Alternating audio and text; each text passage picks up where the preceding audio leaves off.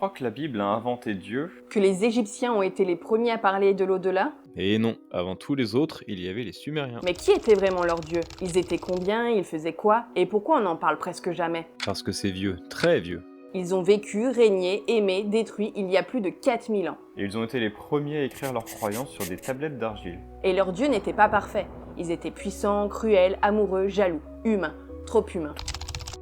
Tout commence avec An, le dieu du ciel. Il a 2 fils majeurs. Enlil, dieu du vent, autoritaire, chef du panthéon. Enki, dieu de l'eau, rusé, inventeur, protecteur des humains. Enlil viole Ninlil, de cette union naît Nana, le dieu de la lune. Nana devient père de Utu, dieu du soleil. Et Dinana, déesse de l'amour, de la guerre, des enfers. De son côté, Enki crée les humains avec Ninhursag. Mais il ira trop loin, jusqu'à engrosser ses propres filles une par une.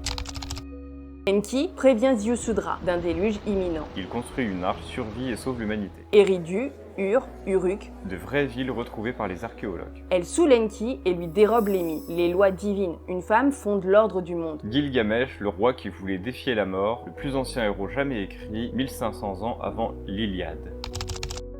Ereshkigal, la sœur délaissée, reine des enfers, solitaire, inflexible, oubliée. Ensuite Dumuzid, l'amant sacrifié, condamné à descendre aux enfers à la place d'Inanna, et chaque année la terre devient stérile. Ninazu, fils des morts, fils d'Ereshkigal, dieu du silence, gardien des tombeaux. Ninurta, guerrier céleste, vainqueur de monstres, porteur de tempêtes, fils d'Enlil et oublié. Lugalbanda, roi devenu dieu, père de Gilgamesh. Il a survécu seul dans les montagnes, il a vu les dieux. Shukalituda, le maudit, il a souillé une déesse, Inanna l'a puni, mais elle a juré, son nom ne sera pas oublié.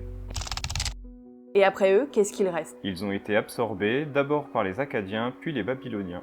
Leur dieu transformé, leur histoire réécrite. Mais tout ce qui a suivi leur doit quelque chose. Les premières lois, les premiers temples, les premiers mythes. Et peut-être les premières réponses à la mort. Tu pensais que l'histoire commençait avec la Bible? Non, elle commence ici, sur une tablette d'argile, avec eux. Peut-être même qu'avant ce meurtre, il y avait d'autres peuples, d'autres panthéons, d'autres récits oubliés. Des mythes enfouis dans la poussière du temps.